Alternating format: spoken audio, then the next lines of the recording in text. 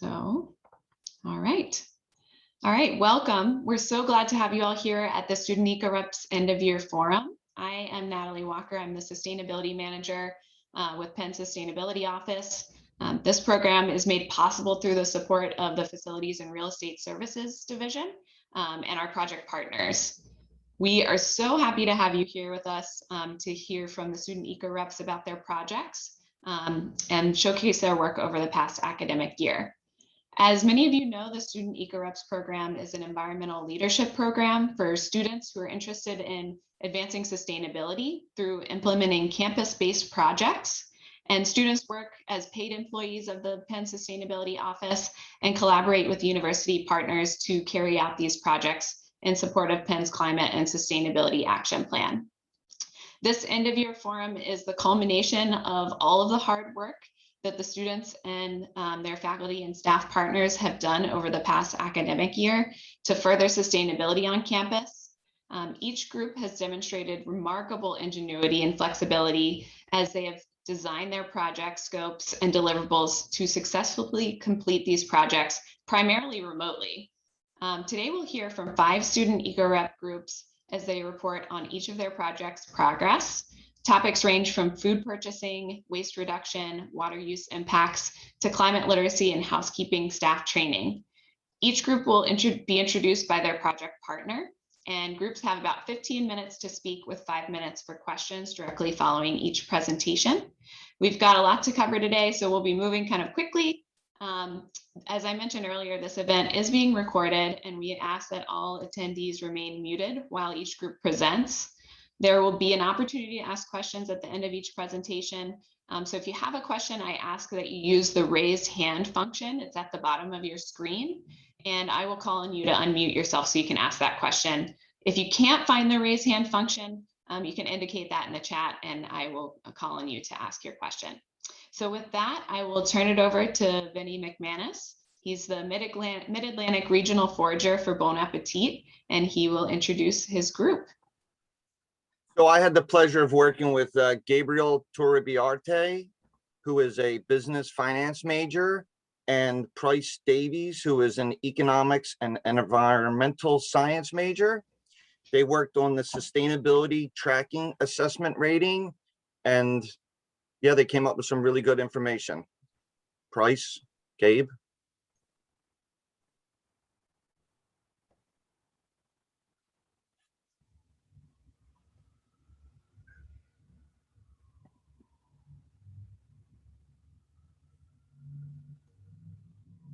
Bryce and Gabriel, are you there? Yep. You able to see the screen? Yep. Do you mind just click? Okay, yeah.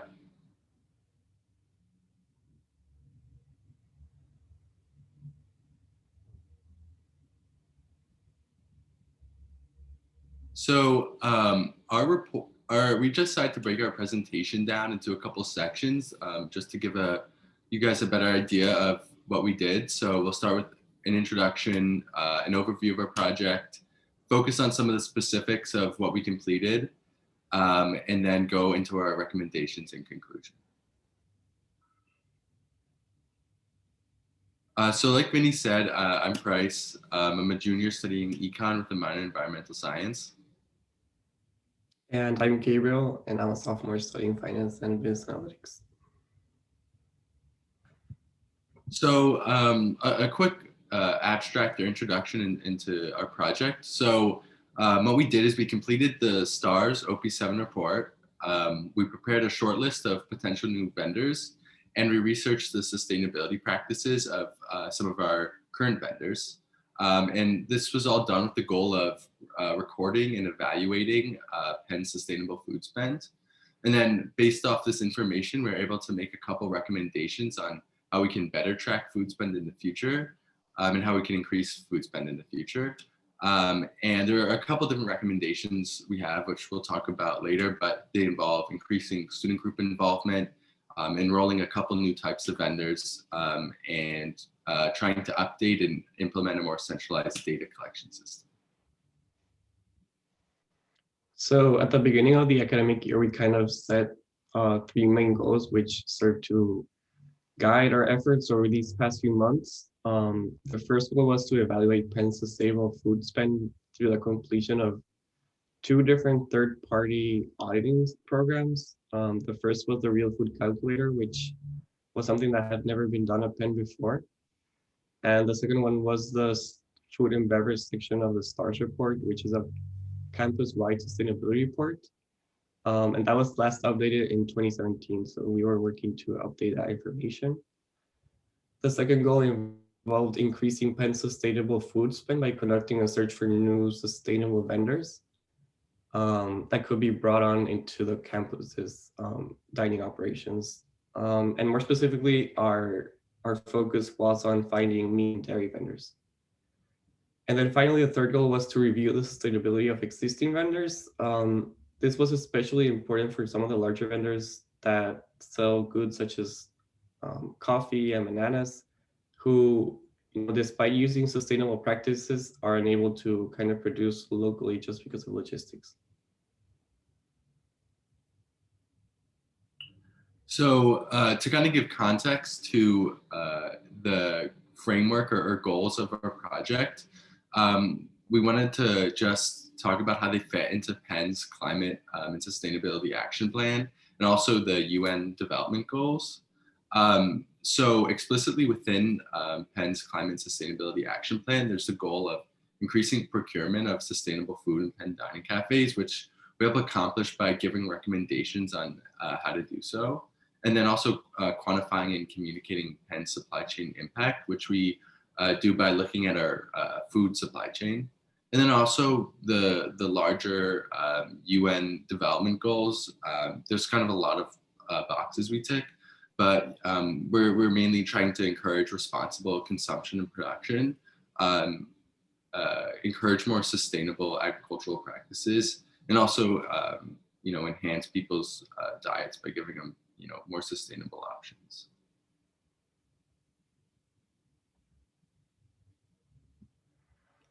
So as part of the first goal, which was to evaluate Penn's sustainable food spend, we looked into using the Real Food Calculator, which is a tool that's used by many institutions of higher education around the country, and it basically audits the sustainability of a campus's dining operations.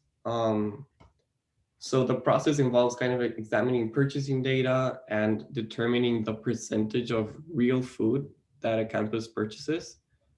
In order for a product to qualify as real food, it must meet a certification in at least one of the following categories. So either fair, ecologically sound, or humane.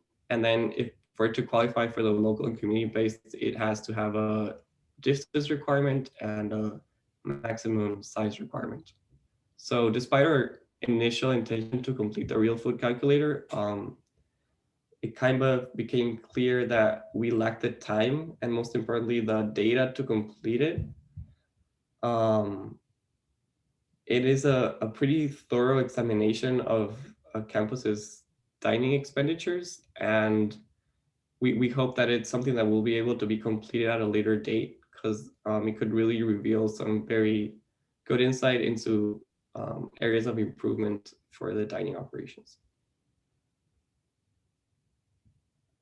So, after spending some time on the Real Food Calculator, we decided to shift our focus into the STARS report, specifically the OP7 part. And the STARS report is a campus-wide sustainability report that Penn and many other universities complete every couple of years. And the OP7 is the section that focuses on food and beverage purchase sustainability. And we decided to focus on the STARS report because it had the same general goals as the Real Food Calculator to capture the percentage of expenditures that were on sustainable products without requiring as much data. And we think it's kind of a good baseline to complete and update before we move on to a possibly more demanding auditing project. So specifically, the OP7 has you look at the percentage of food spend that's on sustainable and ethical items, and the percentage of food spend on plant-based items.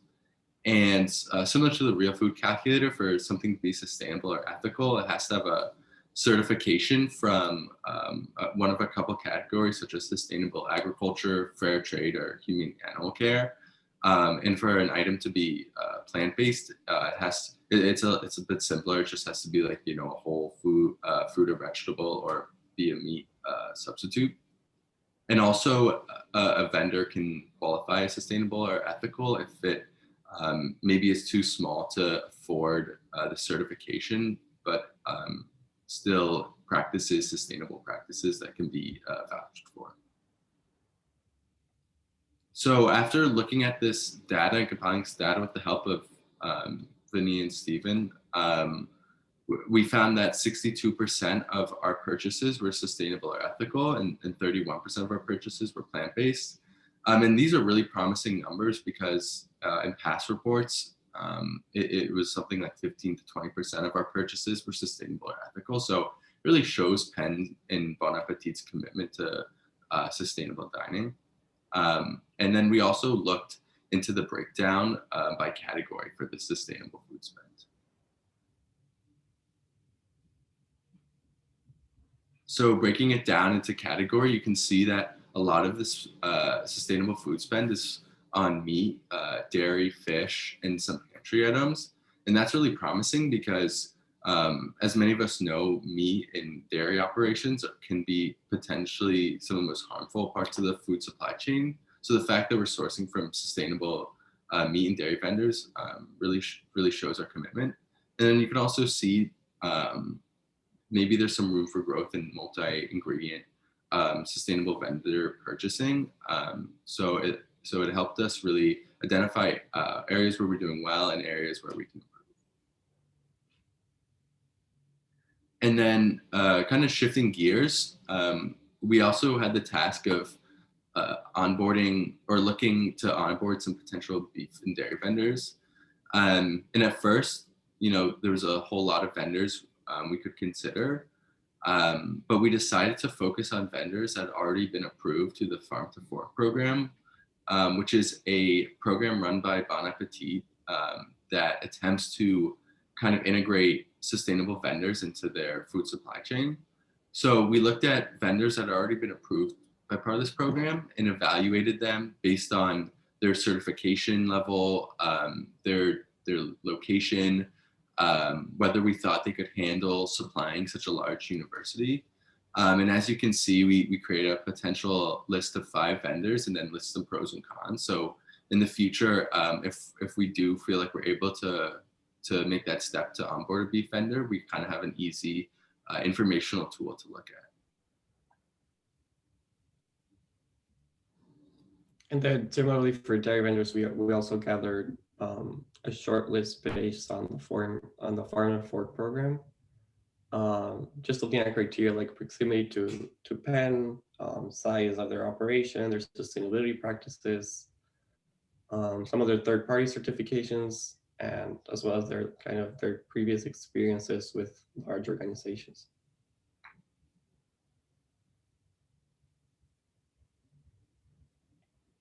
So another part of our project, as we briefly mentioned, was looking at the sustainability practices of some of our existing vendors. And one vendor that really stuck out for their practices was La Colombe. And emailing back and forth with them and then reading on their website, we found that they did a lot of great stuff. So they try to source responsibly through paying above fair trade. And they try to source from impoverished regions where they think their wages can really make a difference. They participate in a lot of local and national advocacy groups. Specifically, they have specialty coffee lines where part of the profit goes to a nonprofit, and some of these nonprofits includes nonprofits that help mental health care facilities in communities of color, help organize voting drives, and help support responsible gun control measures. In going forward, we think Penn can help kind of highlight these sustainability practices in the dining halls and potentially buy from some of these specialty coffee lines that go towards nonprofits.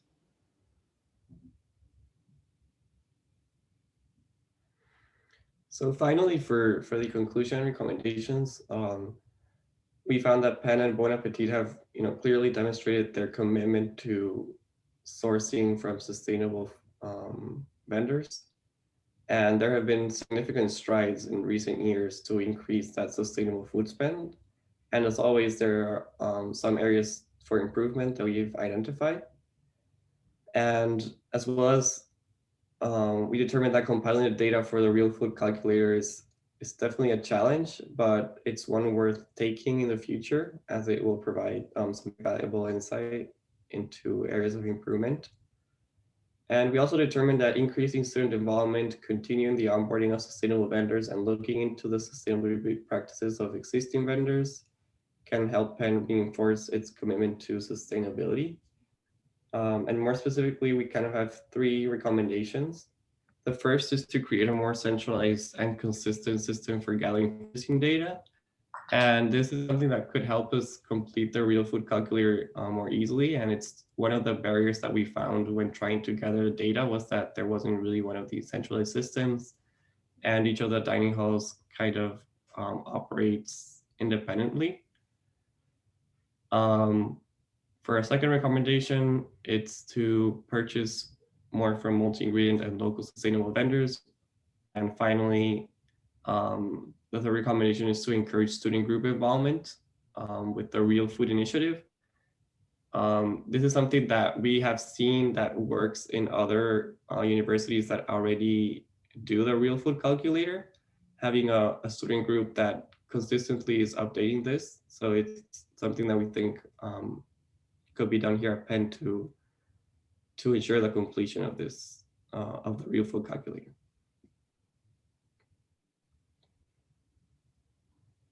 So thank you, and we'll take any questions at this time.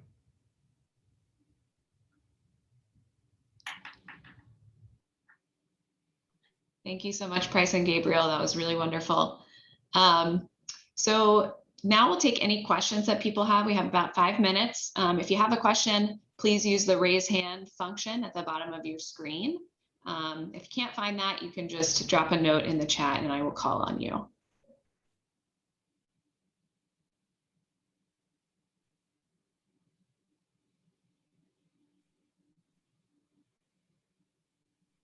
Any questions for Price and Gabriel? Oh, I see Nina, if you go ahead, please. First, I wanted to say just great job on the presentation. Your dedication to gathering all that data is such a challenge. I've been through that myself, so I know how hard it is. And thank you to our dining partners for being willing to go through all of that work. It's just incredible. And I think the percentages that you gathered is really impressive. And I'm excited to see how Bon Appetit and sustainability can work together in the future.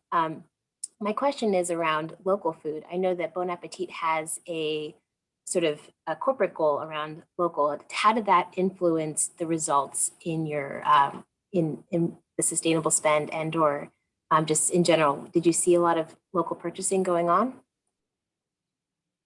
Yeah, I guess I can take this question. And I guess the short answer is yes. We saw a lot of sustainable purchases. For example, like I mentioned in the STARS report, you can kind of gain certification, even if you don't kind of have official third-party certification. But if you're like a small vendor who can't maybe can't afford like an organic certification, but you still have really good practices. And we saw that a lot of our produce was from these small local vendors. A lot of them were in Lancaster or in areas in central PA.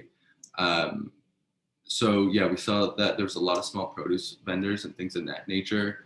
And then beyond that, some of the local multi-ingredient vendors were very local, and a lot of the beef and dairy vendors were relatively local as well.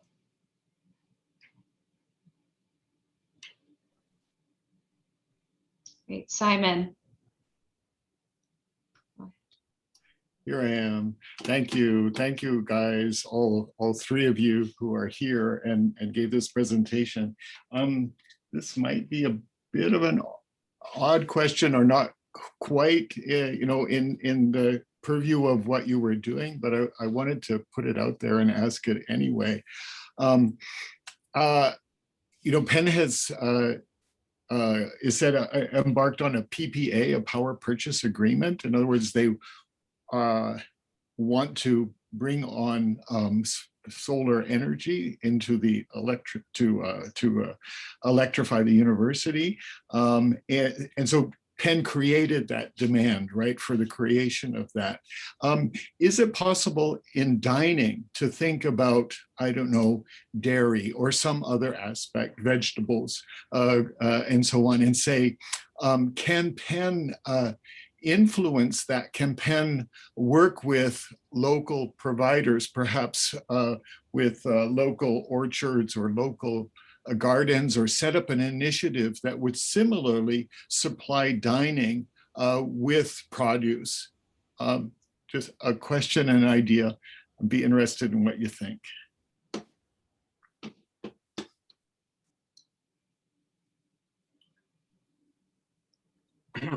I have a somewhat of an answer for you, and that is, as the regional forager, the regional Mid-Atlantic forager for Bon Appetit, that is our goal, is to build those partnerships between folks like Lancaster Farm Fresh, who is a co-op who basically does the logistics for a lot of small farmers in Lancaster.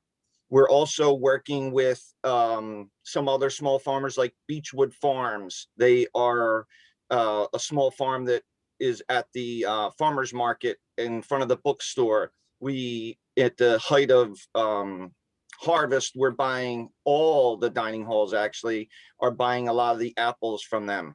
So the answer is yes, if we work as partners. I think COVID was, of course, you've heard it a lot. It was a big disruptor, and we were on that track. The numbers that Gabe and Price have put together was a giant increase from the last time. And I think that Penn and Bon Appetit, as partners with these local and small farmers, are driving. So hopefully the next time we do this STARS report or the Real Food Calculator, it will be evident that just like the solar energy, the local and smaller farm purchasing, Penn can impact that, and hopefully will impact that. Great question. All right, I think it's time for us to move on to our next group. So I will introduce James Allen, and he is the housekeeping operations coordinator at Penn. So I'll let you go ahead and introduce your group. Good morning, everyone. I just want to introduce our group this morning. We have Scholar Cannon, who's a chemical engineering student. And we also have Mark Wazwanonich, who is in the School of Arts and Science as a mathematical major. And we're going to present on housekeeping sustainability, and then we'll hear from Scholar.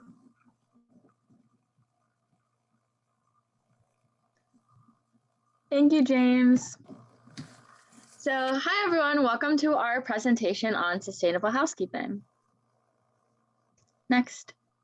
Here's a little bit about us. My name is Skylar, as James mentioned. I'm a junior in chemical and biomolecular engineering with a minor in energy and sustainability, and I'm originally from Gainesville, Florida. And my name is Mark. I'm a sophomore in the College of Arts and Science, majoring in mathematics, and I'm also from Orlando, Florida. This project aligns with the Climate and Sustainability Action Plan 3.0 regarding an increase in sustainability education and waste diversion. Next. This is the third year EcoReps have done this project, and it has been very successful so far. So our goal was to put together a sustainability training program for the housekeepers. Since in-person training was not possible this year, we decided the best method would be to send out a recorded video with 2 surveys, one to take before the video and the same survey to take after, to measure the effectiveness of the training. Next. So here's some screenshots of the pre-presentation survey. So we started with how much do you know about environmental sustainability in general? And then which of these following topics are you familiar with? Then how much do you know about Penn sustainability initiatives? And which of the Penn sustainability initiatives are you familiar with? Then how much do you know about housekeeping initiatives? And which of the housekeeping sustainability initiatives are you familiar with? And how much do you care about sustainability? And what is something you would like to learn about sustainability? And our intention for the last question on the pre-presentation survey was to gain feedback on what housekeepers wanted to learn about and adjust our presentation accordingly. But unfortunately, this wasn't possible because after talking with our partners, we decided it was best to just send everything out at once. So yeah, this question didn't really apply this year, but we used this to think about what we could do next year. Next. So this is the post-presentation survey. The questions are all the same. The only thing different is the last question just asks, what do you want to learn about next year? Next. So our presentation followed this outline. So we started with what is sustainability? Why is it a problem? What is Penn doing? What is housekeeping doing? And what can I do? We focused on visuals, health risks, extreme weather conditions, Philadelphia climate, and economic benefits, because we felt these were the most relatable topics, and this would keep the housekeepers most engaged throughout the video. So now I'll go through some example slides from the training. This slide is part of our definition for sustainability. We defined it as meeting the needs of the present generation without compromising the ability of future generations to meet their needs. Next. We then transitioned to some major climate-related issues. So this is an example slide from the species extinction topic. We tried to use pretty drastic pictures and shocking statistics to emphasize the urgency of these issues. Besides just species extinction, we also discussed global warming, natural disasters, air pollution, water pollution, deforestation, and landfill waste. We then transitioned to what Penn is doing by first explaining what the Climate and Sustainability Action Plan 3.0 is. We also discussed dining, transportation on campus, and LEED certified buildings. And the main part of the presentation focused on sustainable housekeeping practices. So we started with recycling, versus composting, versus landfill to help with waste diversion and make sure only what is necessary to go to the landfill actually does go. Next, we talked about ready to dispense versus ready to use cleaning bottles. So the ready to dispense versus ready to use ratio is 1:16, as you can see on this slide. So the ready to dispense bottles save a lot of plastic from bottles. They save transportation emissions and a lot of waste from packaging. We then discussed Revolution bags, which are trash bags made of 100% recyclable materials. And we discussed a new resilient floor finish, which does not use any chemicals and requires fewer applications. We also discussed a new waste management process where the compactor is only emptied when the gauge is at 80%. So it's emptied once a month rather than once a week, which saves a lot of emission from transportation. We also discussed a new practice this year. We called it a lights out check, which just ensures that housekeepers turn off the lights before leaving any empty room. We also went over the bird strike protocol to help the sustainability office reduce the number of bird strikes on campus. We then discussed how sustainability and climate affect them, their friends, and future generations, specifically contact with harmful chemicals, air and water quality in Philadelphia, natural disasters, and finances. Lastly, we gave suggestions for how to make their daily life more sustainable. These tips include switching their homes to renewable energy, carpooling, a cleaner diet, using reusable products, composting, unplugging, and the waste pyramid. And the waste pyramid just starts with the most desirable option is to reduce or avoid. Next would be to reuse, then recycle, then recover, and lastly, to dispose to a landfill. And now I will pass it over to my partner, Mark, to discuss the results. Thanks, Skylar. Moving on to some results of this training from our pre and post survey, we have found a significant improvement in housekeepers' sustainability knowledge of the environment. There's a sizable percentage increase in sustainability knowledge. As you can see here, the 5 indicates that the housekeepers knew a lot, and 1 that they knew very little regarding this. So you can see that the section that compares to the 5 is significantly larger post-training compared to pre-training. And this is just a hopeful sign that the training slides have been effective. Next. Similarly, across the different sustainability topics, which include climate change, deforestation, food waste, compost, recycling, renewable energy, species extinction, etc. There's just an increase in familiarity from pre to post survey once again, just to make sure that we just hit some broad sustainability topics that people should know. So we just include them in the presentation and gauge how much more they learned about it. Next. Moving on to how much do you know about Penn sustainability initiatives? Once again, high 4s and 5s. The blue and yellow sectors of this chart increase. Thankfully, this presentation seems to have given a good overview of what Penn sustainability includes. And this is especially important for Penn staff members. Next. And these are some of the Penn initiatives we were talking about. Hopefully, you've seen some increase in this, increase in Penn lead buildings, knowledge about the CSAP 3.0 agreement, and carbon neutrality at Penn. Next. When we reached the question about how much housekeepers knew about Penn housekeeping initiatives, there seemed to be a smaller increase pre and post survey compared to the previous questions. And this is probably because they're more informed about the subject, which definitely makes sense. Next. The fact is here, like the others are higher, but by a smaller margin. We did speak a little bit about bird strikes, informing the housekeepers to report their managers when and when they found it, which is a great topic to include. Next. And another fairly broad question that we asked was we were trying to gauge whether our slides made housekeepers more aware and more engaged about the environment. Here, there seems to be a big increase again across the 4s and 5s, a larger blue and yellow section, which is fantastic. And we also asked, what is something you would like to learn about sustainability? We created this word map based on housekeepers' responses to the question.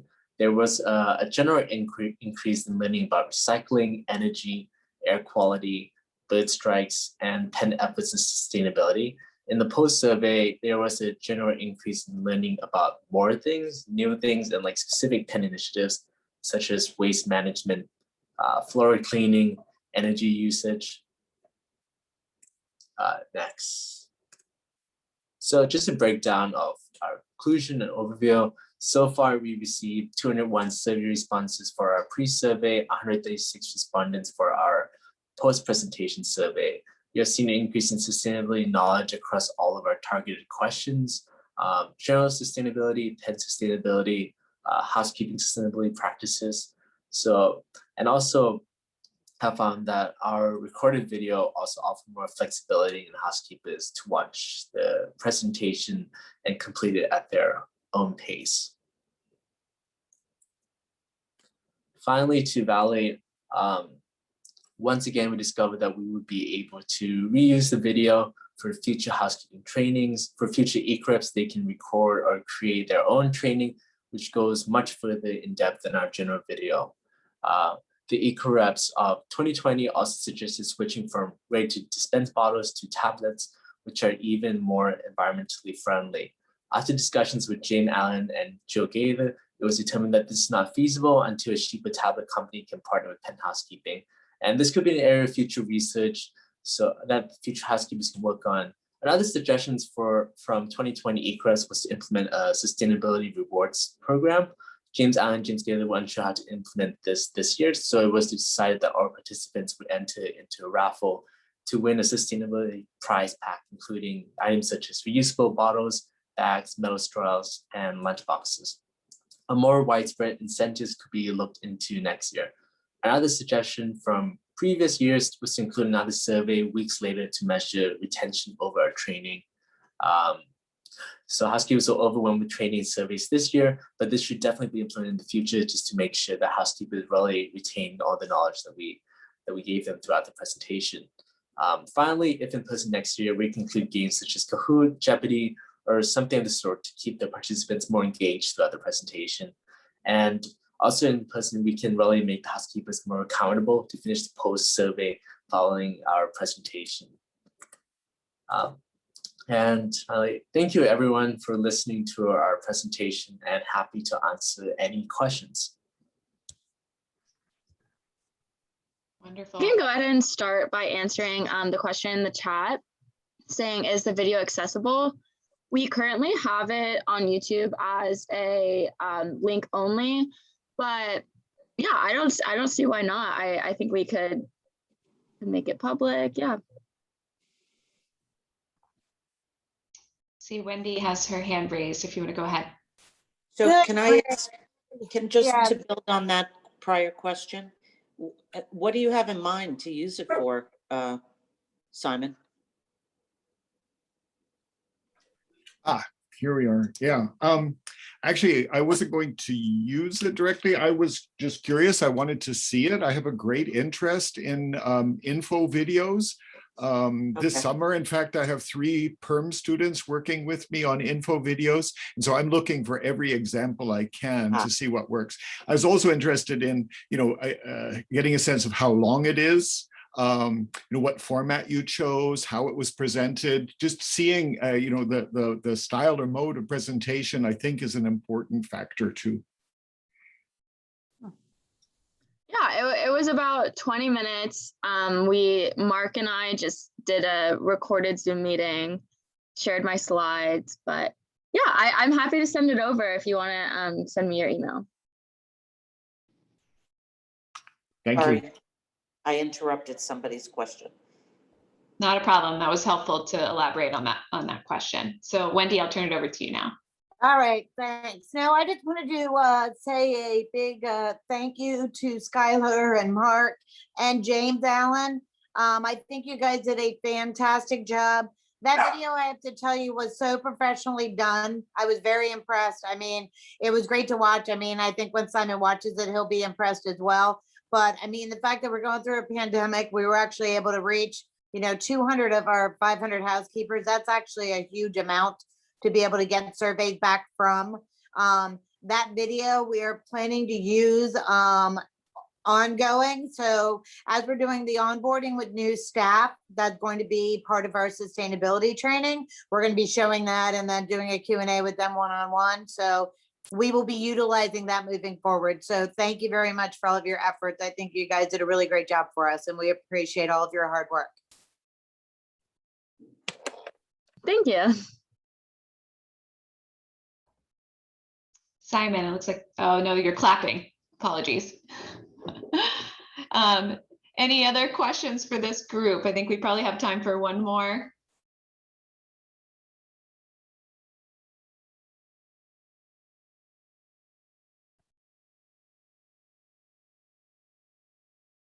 Okay.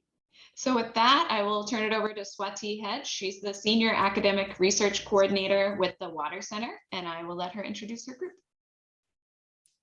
Hello, everyone. I'm so glad to be introducing Ryan Lam and Hiyori Yoshida today, who worked with me on the water footprint project.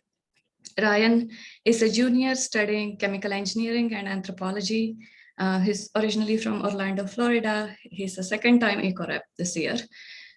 He's also involved with other activities like Penn Student Chapter of American Institute of Chemical Engineers, AICHE, and he's also interning at the US Environmental Protection Agency, or EPA.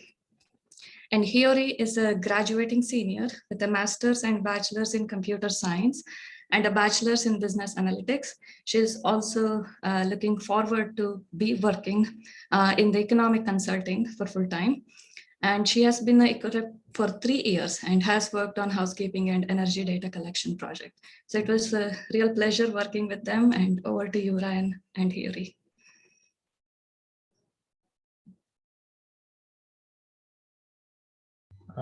So thanks for the introduction, Swati. We were working with the Water Center for this project, as well as kind of really focusing on the Climate and Sustainability Action Plan 3.0 goal of minimizing potable water use for this project. So first, we'd like to start off with a definition of water footprint. Water footprint is a measure of the volume of fresh water used and or wasted. Why is water footprint important? Water footprint is important because, water footprint is important for 2 main reasons. First, fresh water is scarce. Only 0.5% of the water on Earth is drinkable. And many scientists have been warning people about a water crisis, which would impact all sectors of the economy, particularly food security. And second, water footprint is particularly important to consider for Penn because being located in Philadelphia, Philadelphia has a combined sewer system, which means that the amount of water used directly impacts the amount of wastewater that pollutes the rivers, which also impacts the conservation of nature. Right. And so in order to calculate Penn's water footprint, which was like kind of the central part of our project, we considered 2 different factors. So there's total water footprint, which is composed of 2 subcomponents. The first subcomponent being direct water footprint, and the second subcomponent being indirect water footprint. And so direct water footprint is simply how much water are you using, right? When you turn on the faucet, what volume of water is coming out. So we can measure that from the water meters that are used to determine how much we have to pay for our water from the Philadelphia Water Department. But in addition to direct water footprint, there's also what's called indirect water footprint. And this is the water that's kind of associated with producing different kinds of utilities or other things. So if you think about all of the water that goes into like growing the food that students eat on campus, or like all of that water is part of indirect water footprint. If you think about all the water that goes into producing the energy that is utilized on campus, all of that is all included within indirect water. So specifically, we focused on utilities, purchased goods, transportation, and dining.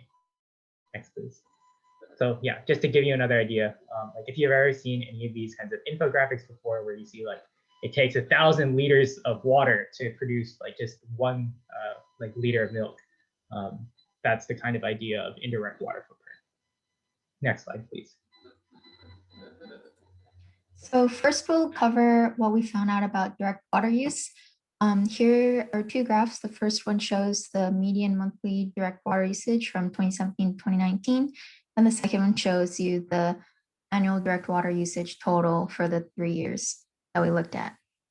So you can see over the calendar years 2017 to 2019, the average annual direct water footprint is about 9,800 meters cubed per acre. The volume of water used is about 1.5 and 1.7 times the direct water footprint of University of Maryland, or UMD, and University of Virginia, UVA, respectively, which are 2 schools that we kind of compared our results to. And this difference cannot be explained by student body size, which we found very interesting. The higher water usage in January, June, November of 2018 may have been due to water main breaks and burst pipe incidents that occurred during these 3 months in Philadelphia. So these kind of citywide events also affect our direct water use. And here is a graph that shows direct water use ranked by campus building. These are the top 10 buildings that use the most water. As you can see, The one chilled water plant has by far the highest direct water footprint, comprising about 25% of the campus's total direct water footprint. Next, you can see that buildings with labs make up 50% of the top 10 buildings, while classrooms and libraries make up 20% of the top 10 buildings. Only 20% of the top 10 buildings are dormitories, which we found a little surprising since everyone showers and uses bathrooms in these dormitories. Next. So now we're kind of switching to indirect water usage.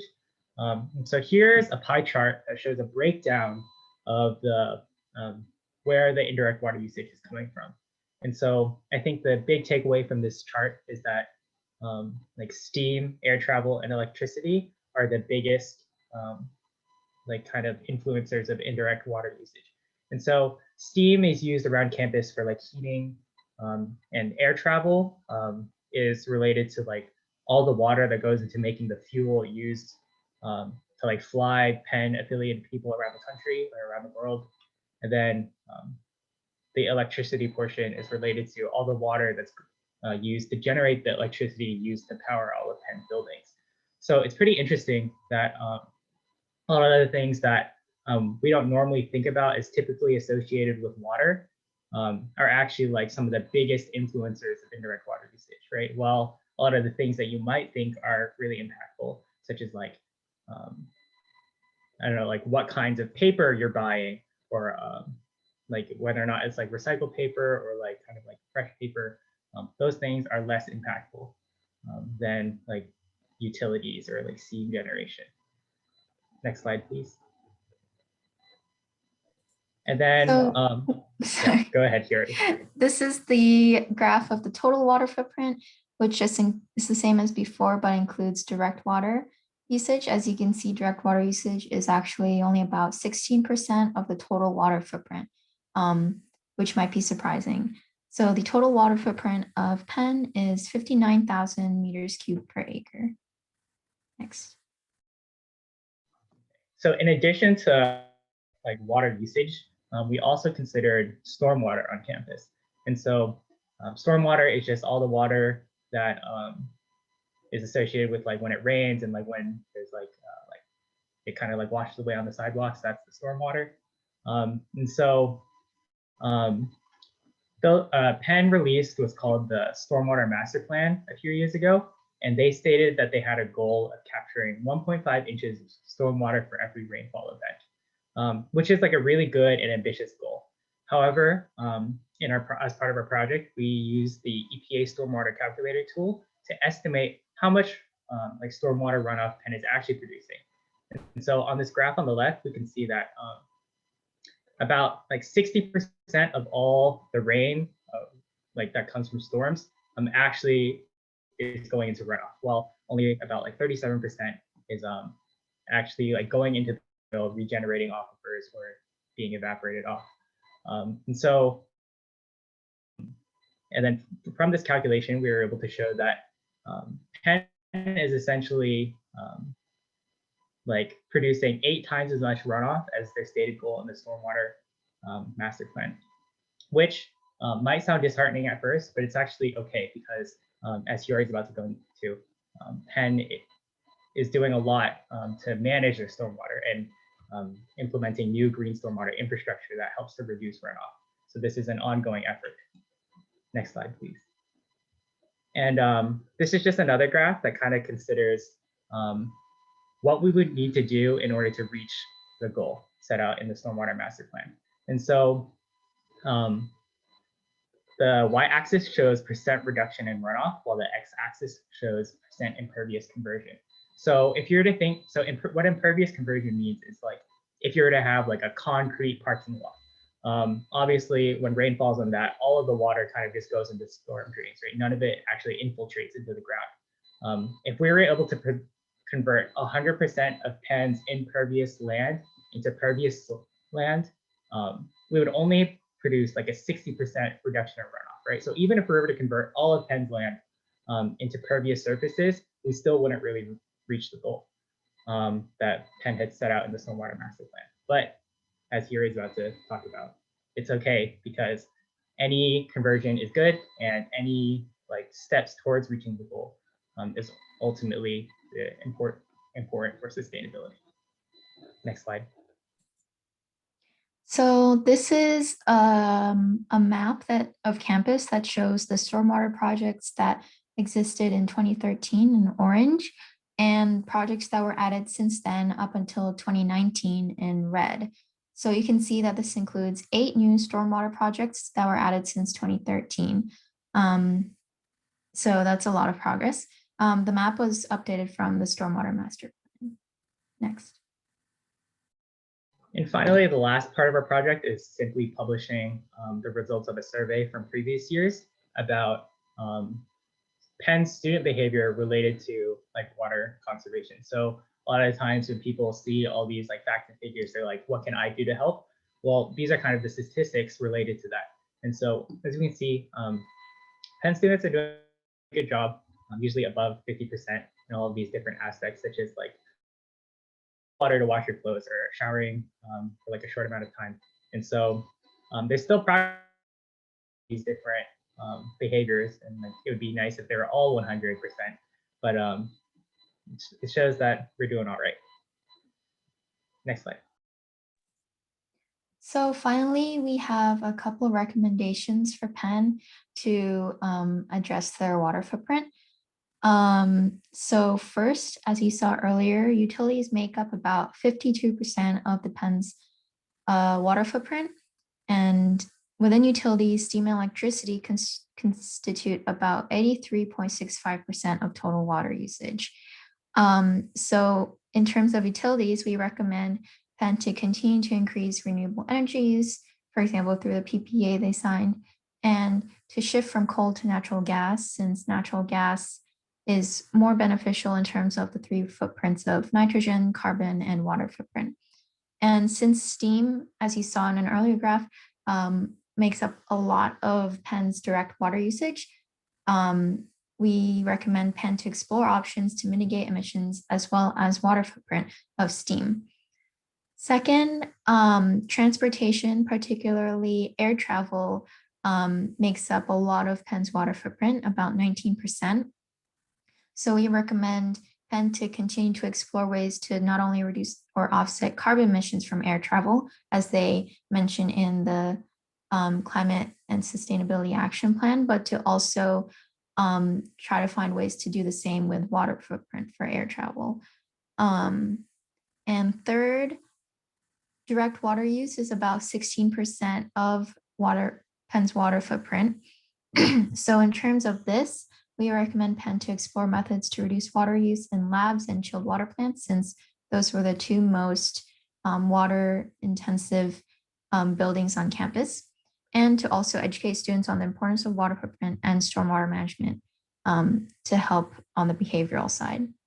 And finally, food purchasing makes up the next largest chunk of 11% of Penn's water footprint.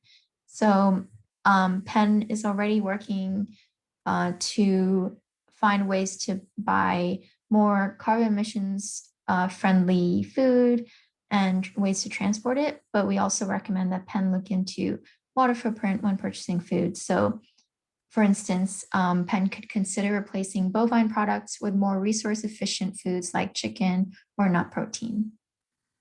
Next. Yes, so in terms of next steps and kind of just summarizing what you already just went over, the first thing is that Penn should reevaluate the value of carbon footprint reducing actions in terms of water footprint as well. So oftentimes it's not enough to just consider carbon footprint, right? We should also consider how much water is going into these actions and kind of consider those both in tandem with one another in order to get a better picture of how sustainable an action truly is. Additionally, Penn should incorporate water footprint into operational and educational activities.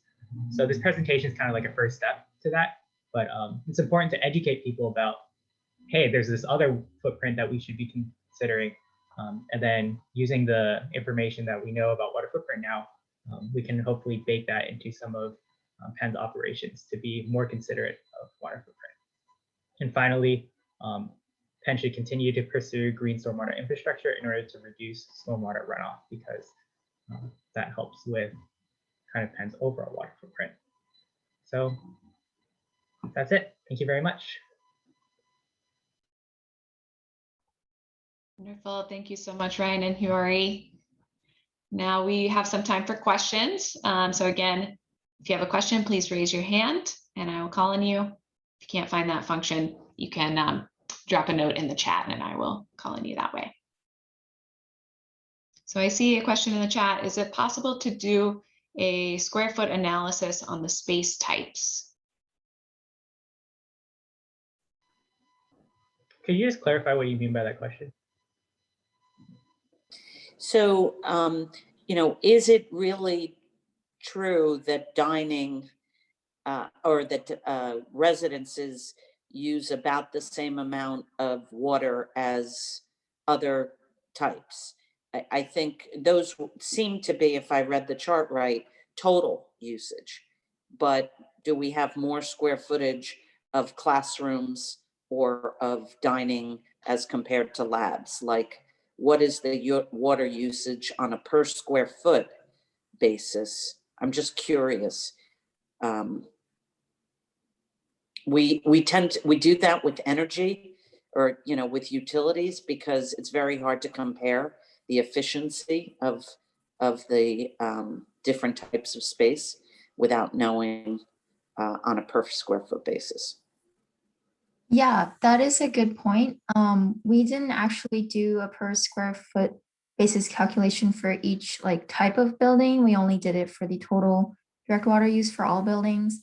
But the graph shown was a graph that showed the top 10 buildings only. So if we included all buildings, it may show a different picture in terms of whether all classrooms or all dormitories use more or less water.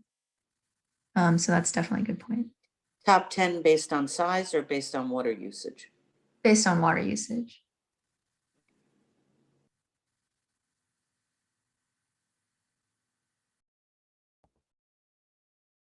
What other questions do we have?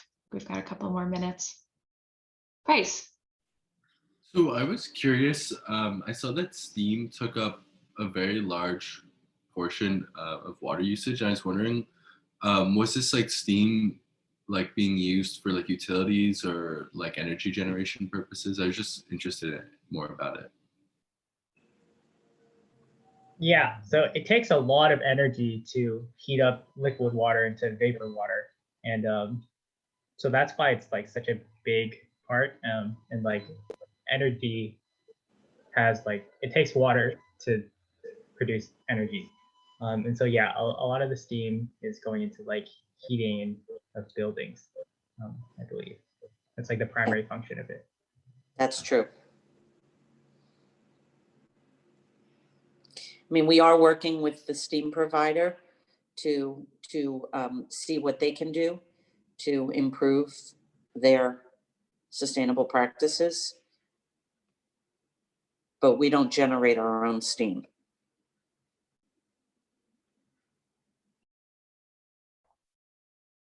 Good question.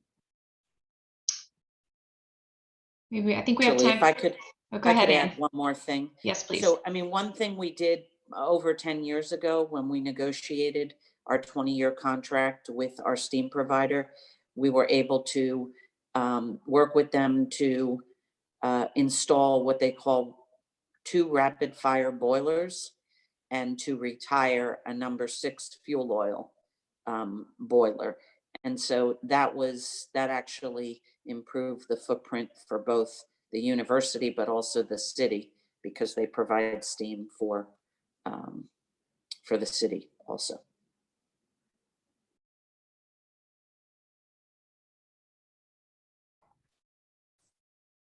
All right, Simon, I think you'll be our last question.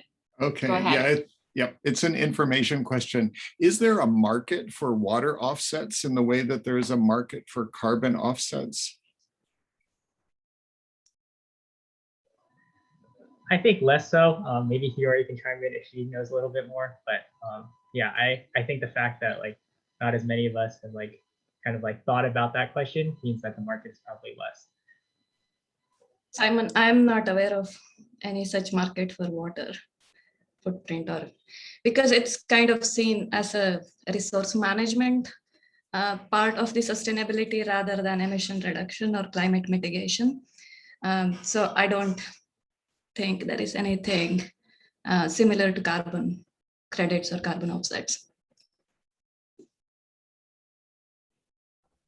Great question. Okay, I think we'll move on to our fourth presentation. So up next, I'll have Anna Balfons, who is the Emerson Fellow with the Netter Center at Penn, introduce her team. Hi, everyone. I had the opportunity to work with Eni Akinwumi, a sophomore who's majoring in urban studies and minoring in environmental studies, and with Abby Laforme, who's a junior majoring in political science and double minoring in legal studies and history and in French. And I'm thrilled to introduce that we were able to use the EcoRep project to begin uplifting the voice of Penn students and students only 2 miles away from us in our West Philadelphia community. Specifically, we're using surveys to begin uplifting student voice regarding their own education and determining what's needed in an education that's responsive to the time that these students live in and the places that they live in. Go for it, Annie and Abby.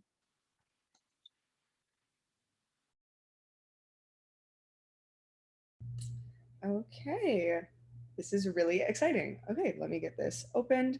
Hi, everyone. So my name is Abby Laforme, and I'm a junior at Penn, and my partner is Eni Akinwumi. She's a sophomore. We are both into urban studies, so we're very excited to present to you our undergraduate climate literacy survey project in collaboration with our partner Anna Balfons of the Netter Center for Community Partnerships. As you can see, our project furthers the goals outlined in Penn's Climate and Sustainability Action Plan 3.0 by seeking to improve climate literacy among Penn students and improve opportunities for a cohesive sustainability education at Penn. Let's start with a little bit of project background. First, we need to clarify our working definition of climate literacy. So climate science literacy is an understanding of your influence on climate and climate's influence on you and society. A climate literate person understands the essential principles of Earth's climate system, knows how to assess scientifically credible information about climate, communicates about climate and climate change in a meaningful way, and is able to make informed and responsible decisions with regard to actions that may affect climate.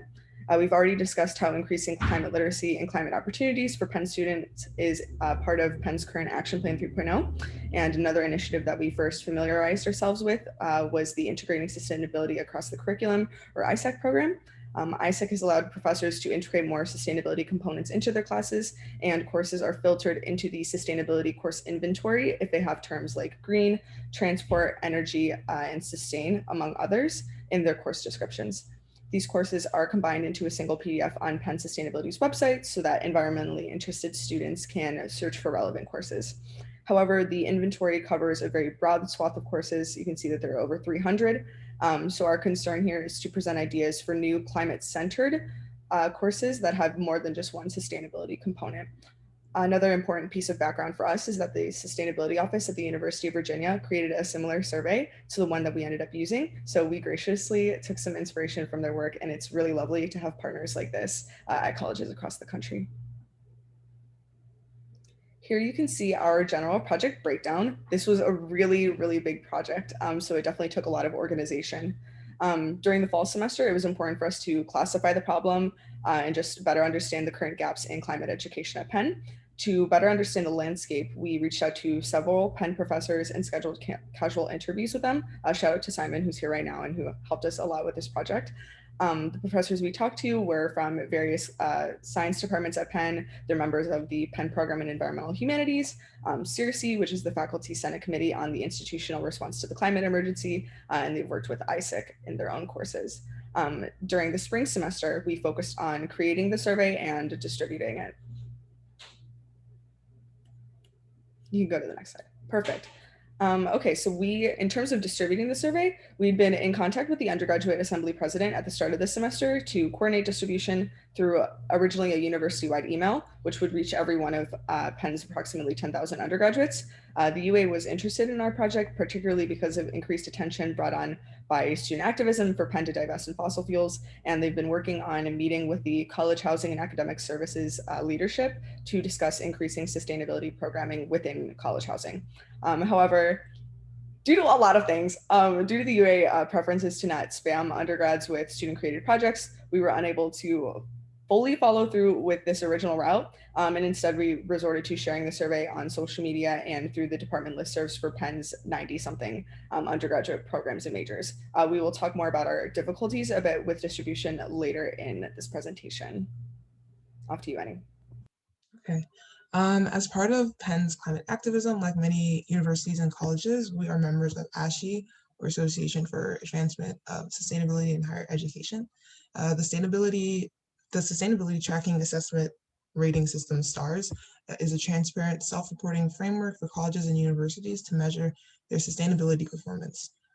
STARS recognizes the work colleges are doing to promote their sustainability goals and awards stars for specific actions colleges take, with an undergraduate literacy survey being one of them.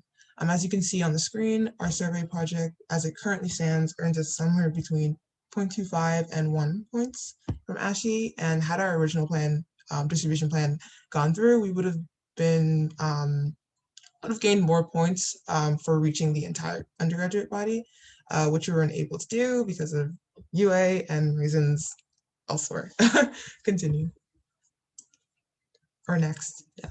And yeah, so students were sent a prompt that reads exactly like this with a Qualtrics link to take the survey. At the bottom, our survey was roughly 25 questions and only took about 10 minutes or less on average for students to complete.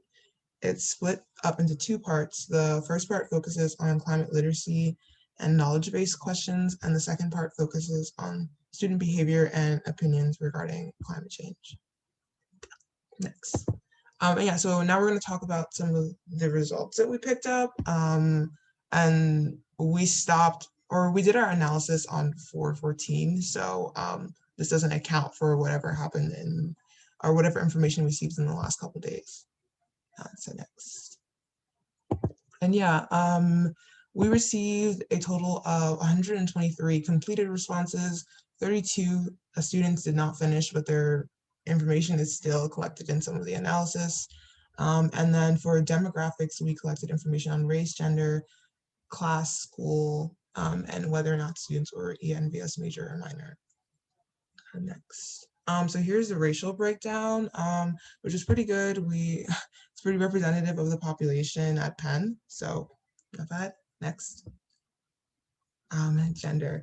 Yeah, there wasn't a lot of men who took the survey. So we're lacking in that area. Next.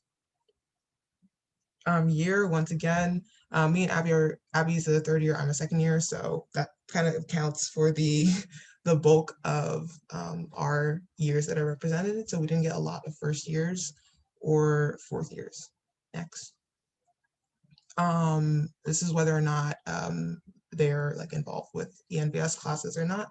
And we got a lot of people who weren't ENVS majors or minors or taking classes in the Penn program for environmental humanities, which is something that we're proud of because we wanted to reach people who may not be familiar with a lot of climate literacy.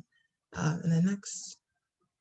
And next, we were not really able to reach people from other schools. The survey was released maybe somewhere 1 to 2 weeks ago.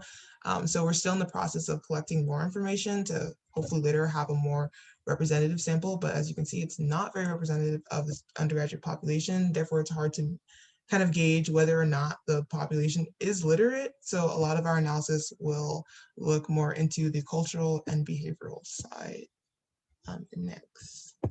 Okay, so there are two primary categories that our survey results filter into. One, the questions that students got either correct or incorrect, and two, open-ended behavioral types of questions that alert us to students' opinions of current climate activism and culture at Penn. We'll be showing a couple of questions from both sections. This section, the question in front of us was from the literacy section. That's basically asking which is the most impactful personal action you can take to reduce your carbon footprint. And the purpose was kind of to see if students are familiar with the different actions you can take and whether or not they can decipher which one is most impactful. And I think the preliminary results obviously kind of show that students are familiar with how much eating a vegan or vegetarian diet can affect your carbon footprint. So that might, you can draw a couple of conclusions from this, but it might mean that education surrounding sustainable eating habits is more prevalent. Next. And then this question was in the behavioral campus cultural section, and it asked to describe your satisfaction with Penn's climate efforts to date. And this was kind of an important question for us because we wanted to make sure, as we will be making recommendations to administrators in the future, that they have a basis for what the student population is feeling concerning climate efforts. And yeah, preliminary results reveal that students are overwhelmingly dissatisfied. Next. And it's important for students to understand the role that some of the institutions that they subscribe to play in combating or perpetuating the climate crisis. So we took this question, the last question, and we combined it with whether or not or how familiar students are with the a climate and sustainability action plan. This graph shows that most students who were somewhat dissatisfied or very dissatisfied with Penn's climate efforts are also unfamiliar with Penn's climate plan. So this is kind of another push to make sure that the climate plan is more accessible and is getting into the hands of students. And we know how difficult it is to get students to do things, so we completely understand. But we think it's important for students to know exactly what the university is doing in order for them to make informed decisions and take informed stances on whether or not they feel that Penn is doing enough. And this could possibly result in pushes for more action depending on what the students want. Because as you can see, there is a percentage of people who did read the Penn's climate action plan and sustainability plan and were also very dissatisfied. So yeah, next slide. Continuing on with survey results, you can see that this question is helpful for determining which programs need to do more outreach to the undergraduate community, and which programs would be good to use potentially when pushing out new sustainability related information. As you can see, the umbrella group for most of the sustainability clubs at Penn are SAP, as well as Penn Sustainability, hold the most influence in reaching Penn undergraduates, whereas infrastructure like the McHarg Center, which is part of the design school that focuses on urbanism and ecology, could use more shout outs. A center like this is particularly important to flag as it presents Penn grads with environmentally based career opportunities, which will be more important in fighting the climate crisis. And then, so speaking on the first wave of survey responses, we can make a few rudimentary recommendations to the Provost Office and the EcoRep program in general regarding courses and green information at Penn. So what we can see from generally looking into the results from the second half, or the behavior and opinion section of our survey, is that students at Penn are very passionate about climate change, but they either don't have the time or knowledge how to best use the myriad resources at Penn in order to fight climate change. We think that the undergraduate population would benefit from a more centralized information system regarding the various climate initiatives at Penn, and would take more environment-centered courses if they were required as part of their major, or potentially as a new or replaceable sector or foundational requirement with something like the physical world requirement. Part of this process will also include informing students better about the goals in the Climate and Sustainability Action Plan 3.0, because as it stands right now, 67% of our survey responses, 67%, either don't know that Penn even has the action plan, or they've heard of it, but they don't know what goals it includes. And so in response to this data, we recommend that Penn create potentially an NSO module for incoming freshmen solely about the goals outlined in the current action plan, because ultimately, how can students thoughtfully engage with climate and sustainability programming if they don't know or they can't fully grasp Penn's top climate goals? Okay, and some notable lessons for the future surveys, because this will hopefully continue into the next year. Incentives are possible because the school has a lot of money, but they can be hard to access. No department has the budget to just pay for students taking surveys, and most departments are constrained due to economic difficulties posed by COVID. And we also stumble upon some difficulties of whether or not some of the incentives that we thought about we should give out, because they're not like historically like sustainable. So, just flushing all of that out is really important. And then additionally, we had problems navigating the bureaucracy at Penn. There were times where we were directed to a department and then directed us to another department, and then that department directed us back to the first department we went to. So it was a lot of long email chains and things like that. There are less options distribution-wise for student-created surveys, which is why we had to use our own avenues like social media, but in the future, it would be easier to invest in a university-sponsored survey, which, as it says on the slide, are created by a central administrative unit of the university and administered by the Office of Institutional Research, and that would, as a result, reach a representative sample of students. Next. And then when looking at final steps, here are some of our project plans as we wrap up the first semester. First, we are continuing to collect survey responses to get a better representative sample of Penn's undergrads. Additionally, another main provision of our project was to adapt our survey for use in ongoing Netter Center's sponsored programming in Philly K through 12 schools. We have been meeting weekly during the later half of the semester with Isabel, Jonathan, and our project manager, Anna, who are all working in the Netter Center with the Students for Environmental Equity program, and have been adapting our survey to be used in a middle school context. Currently, Isabel and Jonathan are converting our survey questions into a Kahoot format to be used in the Hamilton Middle School classrooms next week. So that's great. You can see examples of some of the middle school survey questions here. Most of them are reflective, asking students to apply information that they learned about gardening and climate change in their classrooms. They are more behavioral based than knowledge based, unlike the first half of our undergraduate climate literacy survey. And the rest of our data evaluations will be presented in our final report along with all of our Qualtrics data. Next. Yeah, but that is essentially it on our presentation. So thank you so much for listening, and just another shout out to all of the professors and staff at Penn Sustainability and at UVA that were able to help us create the survey. Like Annie said, we actually still have the survey open so that we can gain even more feedback before the end of the semester, and we will obviously close it at the semester's end. So I will drop the link in the chat in a second for the Qualtrics form that you see on the screen right here. So if you know any undergraduates at Penn that you would like to pressure to take the survey, I encourage you to send it to them. So yeah, any questions about the project in general, you can direct to us now, or you can direct to our emails, which are listed in the slides. Thank you.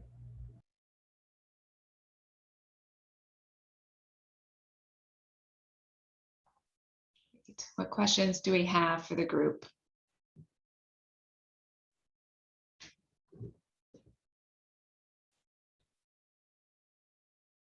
Again, you can raise your hand, or let's see one in the chat.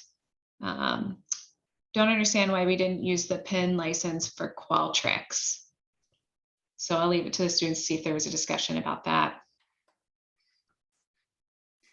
Can I ask what you mean by the Penn license? Like, we used our Penn accounts for the Qualtrics data. Elizabeth Hansen, if you can unmute yourself and maybe elaborate on that question.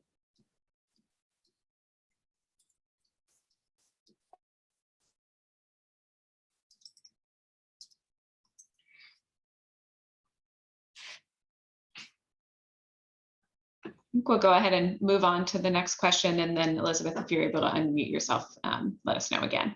I actually see I see Jared's question in the chat, and this is a really good question. It's talking about peer institutions, and he's totally right.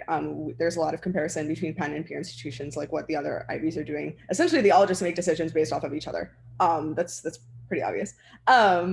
So to what extent do Penn undergrads, at least the subset of students who know that Penn has a climate action plan, think about this issue in comparison to other colleges? So one of the questions in our survey, we specifically asked in the second part, the behavioral and opinion section, do you think Penn is a leader in climate change compared to other universities?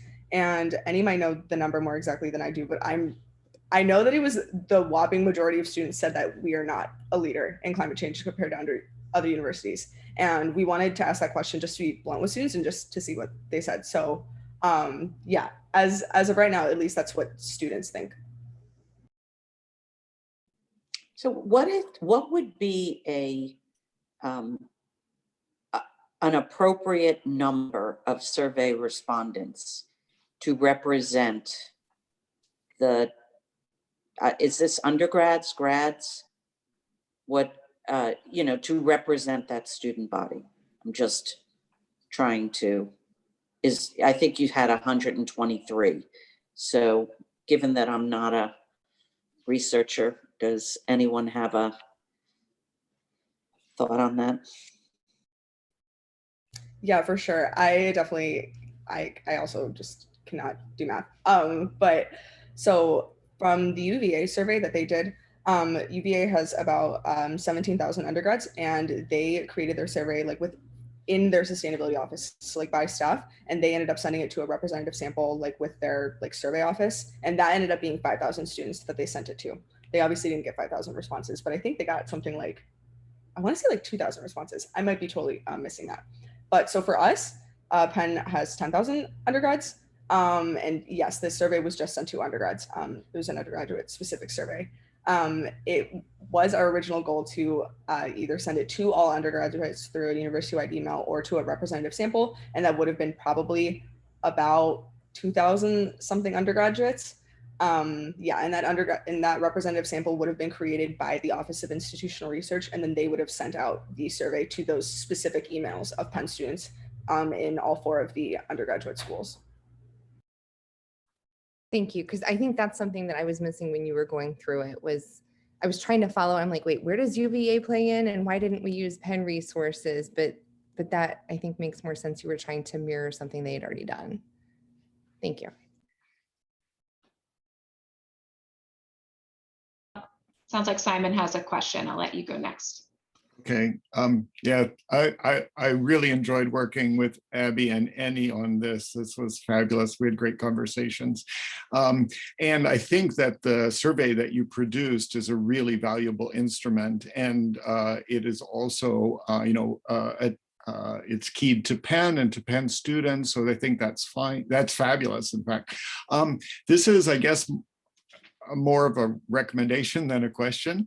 I think that our deans in the schools that have undergraduate program components, so engineering, SAS, Wharton, and nursing, would be immensely interested in having good, having substantial results from a survey like this, or this survey itself. So one suggestion I would make is, figuring out how to present the survey, the service that you've already performed, and the preliminary results that you have to the undergraduate deans. I'd be very happy to help, in setting up those meetings if that were valuable. And the reason for that would be actually to engage them in, as a possible way of getting that survey out to many students. I can imagine different ways of approaching that. And of course, we have a fabulous demographics department, or in sociology. Sam Preston is like a world-class kind of guy in that regard. I'm sure that we could find, the resources and an approach that would get us a really substantial and reliable response. And that would be so valuable for these undergraduate schools. Thank you very much. Wonderful, Simon. We'll definitely connect with you later, because I think that's a great suggestion. And we'd be happy to find a way to share this with the deans. Okay, so I think with that, we'll go ahead and move on to our final presentation. So I will now ask Diana Alberti. She's the operations manager for the Helene Fluid Pavilion for Innovative Learning and Simulation at the School of Nursing. So Diana, I'll turn it over to you. Good morning, I'm Diana, like you said, operations manager at Helene Fluid Pavilion. Today, Joanna Inamagwa, who is a senior studying biology, is going to present our project, Waste Reduction and Recycling in Nursing Simulation Labs. Our project partners included Lucia DiNapoli, Assistant Dean, Office of the Dean, and Joe Gomez, Senior Building Administrator and Sustainability Committee Chair. So this was the next phase in an ongoing project that we've done, focusing on reuse and recycling, specifically of what we have referred to as disposable equipment and inventory within healthcare simulation. So this phase utilized the green fund that we acquired last year from last year's project team in order to bring in a consultant to assess where we are so that we could create a foundation for implementation moving forward. So with that, I'll turn it over to Joanna.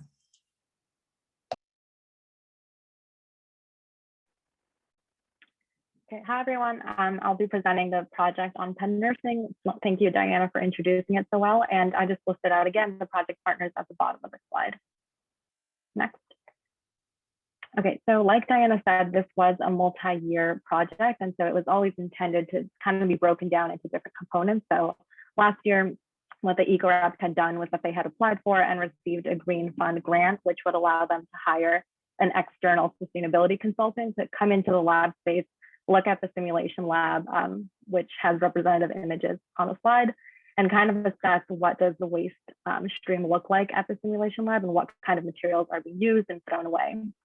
And so the project goal for this year specifically was to compile recommendations from that consultant and create a kind of larger plan that becomes the basis for what we're going to do to change a more sustainable waste stream at the Helene Fold Pavilion Sim Lab, which from here on out I'll just refer to as the Sim Lab. Next slide. So the first thing we did was we scheduled the waste audit with iSpring Consultants. So we worked with Samantha, who is a consultant at iSpring, and we kind of worked with her schedule, worked with the schedule of labs at Penn Sim Lab, and kind of found a good week where we could, save the trash in one room, keep it all separate, make sure no one was touching it, throwing away anything and messing with it. And then we would go in and actually sort things out. And so that's an example image on the right.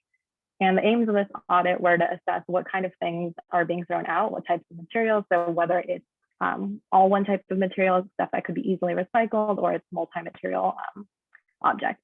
And then we also wanted to obtain qualitative information about the amount of waste that's produced. So for us, that was done by weighing things instead of doing a volume measurement. And we also wanted to assess lab kits, which are one type of material that's used in the lab, where basically Penn purchases these lab kits that are specific to different types of clinical scenarios for the nursing students to work with. So for example, on that slide, that's one type of kit with all these things inside one kit that you open, you use for your practical, and what is currently a standard is students will throw it away. So what we wanted to do was look at those kits individually and just kind of see from an overview what is reusable and what is recyclable, if at all. Next slide. So we conducted the waste audit in November of 2020. So that was during the fall semester of this project. And I worked with Samantha and Diana to do the waste audit. We were looking at trash from graduate and undergraduate labs separately because we wanted to evaluate if there were any kind of differences in what they were using in terms of either amount of material or types of materials. And we also kept the lab kits separately because we kind of had a suspicion that we would reuse materials from the lab kits more than we would recycle those components. And we also were creating categories that were specific to the healthcare setting. So a lot of things like gloves, gowns, and stuff that maybe wouldn't be as easily sorted into just general categories like paper and plastic. Next slide. So these are the results of the waste audit. We have two kind of divisions. So we have the undergraduate labs on the left, we have the graduate labs on the right. And then we have highlighting, so the blue means that these materials are reusable, and the green means that they're recyclable. So you can see on the graduate side that we started out with very specific categories. And so this was done to kind of just assess everything that could possibly show up in the trash. And then once we did the undergraduate labs after that, we found that there wasn't any difference in the types of categories that we had. So we saw repeat things like gloves, coffee cups, mixed plastics, sterile pads, things like that. And so instead we just kind of grouped everything that would be trash as the amount of bags that were collected, and then kind of went only into detail with the stuff that would be highlighted in blue and green. So the notable part for these slides is what I've put it in the little red box at the bottom. So for undergraduate labs, we see that 28.8% of the total amount of waste could be recyclable, and that 6.4 of it could be reused. And then for the graduate labs, we see 8.7 of the total amount of waste could be recyclable, and 1.8 could be reused. So kind of the point of what we are doing here is to evaluate even though the weights look kind of light, a lot of this stuff had a lot of volume. And so we wanted to just make sure that we understood if recycling was the best approach to focus on in terms of different changes that would happen in the future. And so that's our initial findings. Next slide. Then we also looked at the lab kits separately. So these are the results of the lumbar puncture kit. So this is just one type of kit, but we looked at 3 overall. So we also looked at the chest tube insertion kits and central line kits. And we only put the results of the lumbar kit here just because they were similar. But on the left, you can see that 97.2% of the component materials are reusable, which is the vast majority of the amount of things that are in the kit. So this suggests to us that the best way of making the waste stream at the nursing sim labs more sustainable is by reusing these materials in the lab kits rather than trying to recycle perhaps things that showed up in the trash. So it's just kind of a way to guide us in what we want to do moving forward. And the results that we saw were most of the component materials were reusable, were similar between all the types of kits. So that's why we only showed the lumbar puncture one. Next slide. And here I just wanted to give some visuals to what these kits look like. So at the top of each image, you can see the type of kit that it is, and then the different types of component things that are inside. So things like syringes, test tubes, sterile covers, different things that are common across the kits because it's sort of creating a sterile field that the nursing students are simulating, and different things that are specific to a type of procedure that they're supposed to be doing. So you can see it's a lot of plastic, but it's mixed material, and so it wouldn't be suitable for recycling, and thus it'd be better to reuse them. Next slide. All right, so from the waste audit that we did, we also went on to have small group conversations between me and the project partners with Sam too, to kind of discuss what we think would be the best ways to move forward, either next semester, next year, if this project were to continue with the EcoReps. And so the first of these things that we discussed, and I'd like to recommend, is that recyclable materials, those that can be properly recycled, should be diverted from the trash. So these are materials like mixed cardboard, paper, paperboard, and plastics, which I found in a lot of the packaging that the students will use during labs. And we found that there unfortunately wasn't great separation between recycling and trash. People tended to throw away things in the recycling that should be trash and non-recyclable, and vice versa. And so we kind of identified that although there isn't that much potential for recycling a bunch of materials, there is still some work that can be done. And so part of that is we believe that there should be co-location of recycling and trash receptacles so that whenever someone is throwing something away, they don't feel like they're going out of their way to find a recycling bin instead of a trash bin. And also with that, we wanted signage that's consistently placed above the recycling and trash bins together so that you can see with something that you're holding in your hand, where does that go? And ideally that kind of signage would potentially have some pictures on it, some images of common lab materials. So things like gloves, so that people know where exactly to toss that just by glancing up. Next slide. We also found that the lab kits have the greatest potential for waste diversion because of the amount of materials that are inside of them. And the fact that Penn purchases these kits, so they should be used more than once to kind of meet the climate sustainability plan action goals of embracing a circular economy and reducing the use of single-use products. So part of that means that we would have to collect the kits in separate receptacles, so ensuring that there aren't students who are throwing away the entire kit into the trash. You also would have to clean the kits, repackage them, and then store them properly, keeping an inventory so that they can be reused and they're easily findable. And in this discussion, we brought up the potential creation of a student worker position where someone could work to do all of that work and keep inventory of the kits. So it was organized and easily able to find them for any kind of lab. The second thing was that we would like to plan for interview style meetings with faculty. So in this phase of the project, we weren't able to rope in faculty yet, but we believe that that's important to spreading awareness of what's going on in the sim lab in terms of sustainability initiatives. And we also want to get their feedback on what types of components in the kits they think that can be reused most effectively. So at peer institutions, what some of the other EcoReps had found was that they have difficulty reusing IV lines because they need to be cleaned out hung up to dry and then ensure that they keep well enough that they can be used to simulate the sterility of the nursing sim lab. And so that's part of what we would want to get from those meetings. We would also want them, we would also want to provide them with instruction on the common lab materials outside of the kits that we know are recyclable and thus don't need to be thrown away in the trash, but separated into the blue bins. And we also would like their support in reminding students that are in the labs during their practicals to properly dispose of materials and not throw away the kits. Next slide. Lastly, we also would like to begin a pilot for reusing kit materials. So this would kind of put into action some of the things that we were thinking about when doing the waste audit. So we would meet with faculty first to confirm which of the kit components can actually be reused effectively. And then we would choose which labs that are scheduled would be reusing kits.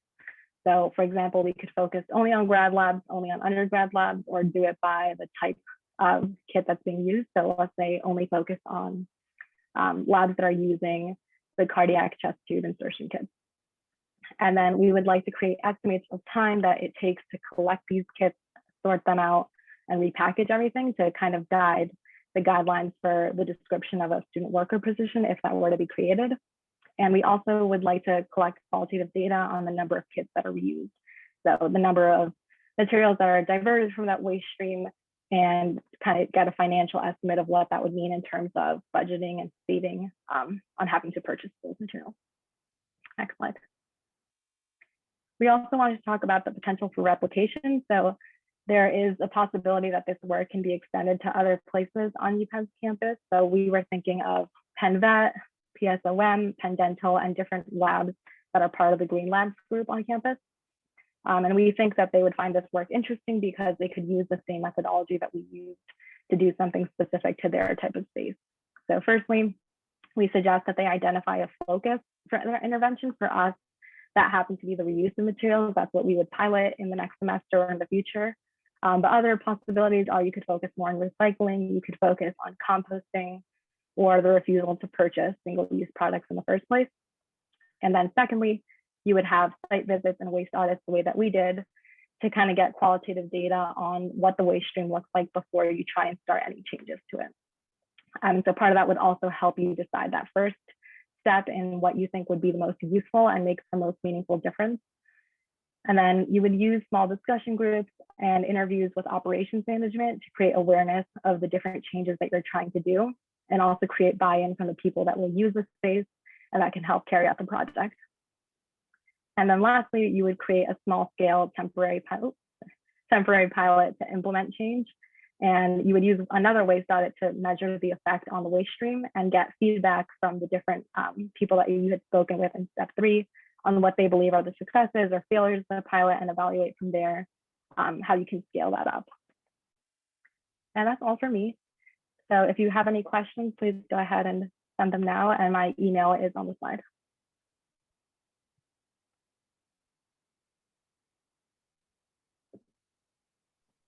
Thank you so much, Joanna. What questions do we have about this project? Feel free to raise your hand or put one in the chat.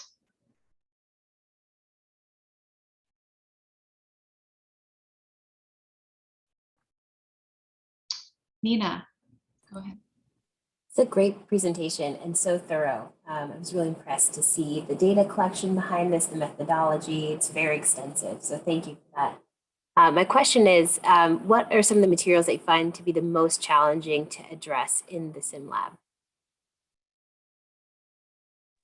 Yeah, I can answer this a little and then pass it to Diana because she would also be able to give some more specifics. But in the waste audit, what we had found was the difficulty with recycling is that a lot of the healthcare specific materials are not made of just one type of material, not one type of plastic. And so that's part of why in that slide with the undergraduate and graduate labs put out next together, you can see that there isn't that much that can be recycled.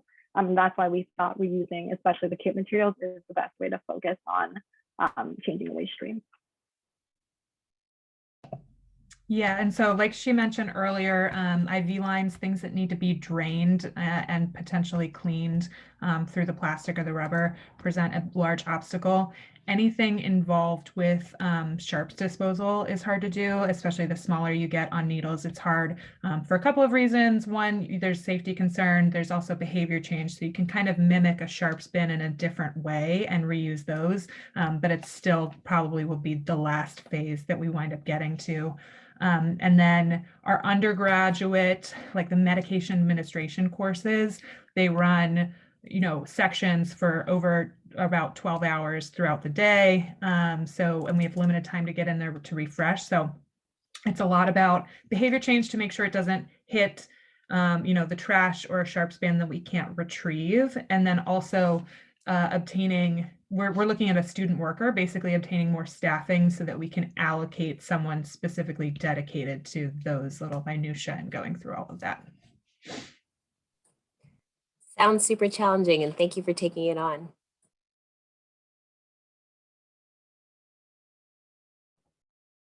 What other questions do we have for this group?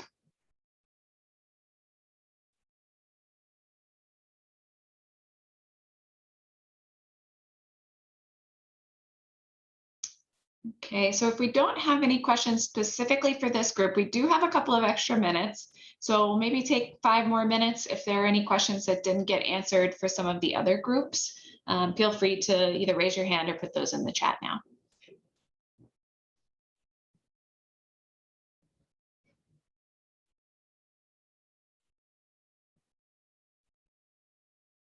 Okay, sounds like all the groups did a great job of presenting and answering questions before they even needed to be asked. So we'll go ahead and close for today. I just want to thank everyone for taking the time to learn from our student EcoReps and their project partners today. I want to thank the student EcoReps for their dedication and for making a positive impact on Penn's campus.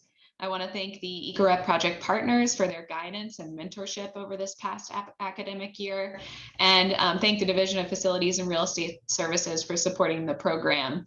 This truly wouldn't be possible without all of your support, and I'm really impressed with the work that everyone has done and has presented today.